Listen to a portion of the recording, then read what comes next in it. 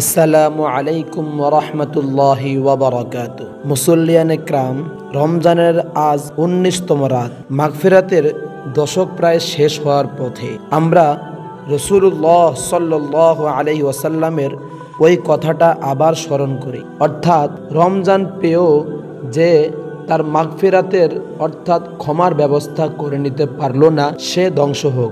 আমাদেরকে মাগফিরাতের ব্যবস্থা করে নিতেই হবে। আল্লাহর কাছ থেকে ক্ষমা আমাদেরকে পেতেই হবে। পূর্বে আলোচনা করা হয়েছিল যে ক্ষমা পাওয়ার জন্য আমাদেরকে মোট ৩টা কাজ করতে হবে। ১ নাম্বার, অন্য মানুষকেও ক্ষমা করতে হবে।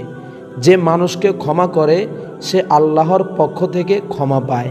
২ নাম্বার, আল্লাহর কাছে ক্ষমা চেয়ে কাকুতি মিনতি করে দোয়া করতে হবে, বারবার দোয়া করতে হবে। রমজানে বারবার ক্ষমা চাওয়ার হুকুম দেওয়া হয়েছে, এতে আল্লাহ পাক সন্তুষ্ট হন। তাই বেশি বেশি ক্ষমা চেয়ে দোয়া করতে হবে। ৩ নাম্বার, খাঁটি দিলে আল্লাহর কাছে তাওবা করতে হবে, ইস্তেগফার করতে হবে। পূর্বে বলা হয়েছিল খাঁটি তওবা 4টা জিনিসের নাম।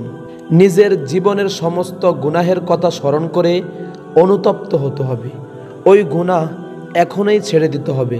সামনে ওই গুনাহ আর করব না মনে মনে এমন দৃঢ় প্রতিজ্ঞা নিতে হবে।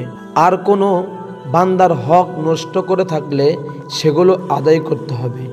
এই 4টা জিনিস পাওয়া গেলে তওবা ইস্তেগফার খাঁটি হবে। তাহলে আমরা আল্লাহর কাছে ক্ষমাপ্রাপ্ত হতে পারবো। ক্ষমা চেয়ে দোয়া নিজের জন্যও করব, দোয়া অন্যর জন্যও করব।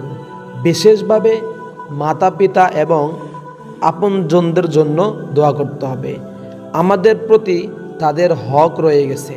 আল্লাহ পাক আমাদের জিন্দা মুর্দা সকলের জন্য ক্ষমার ফায়সালা করে দিন। আমিন।